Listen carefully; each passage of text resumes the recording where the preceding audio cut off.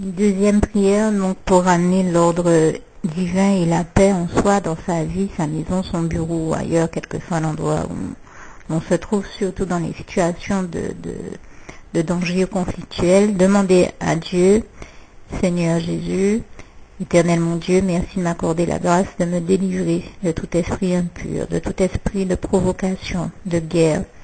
de tourment, d'aveuglement, de confusion, ainsi que de tout autre esprit impur,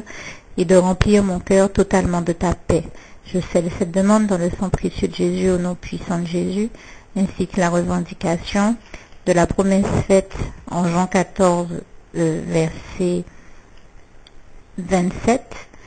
dans le psaume 68, verset 31, et en Romains 12, verset 2.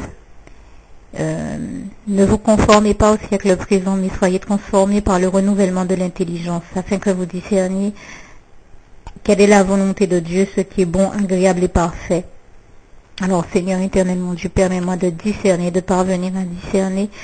et à accomplir toute ta volonté. Permets-moi de discerner ce qui est bon, agréable et parfait selon ta volonté. Donne-moi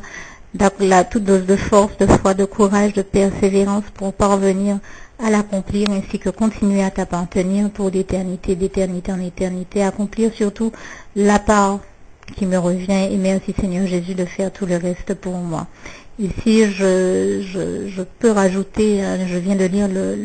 le passage en Romains 12, verset 2, mais il y a un petit passage qui est très intéressant toujours en Romains 12, c'est le verset 21. Ne te laisse pas vaincre par le mal, mais surtout, surmonte le mal par le bien. Au nom puissant de Jésus, donc je scelle la revendication, je scelle cette prière ainsi que la revendication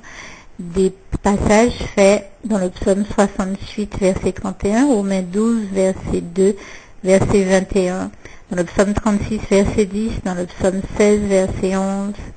et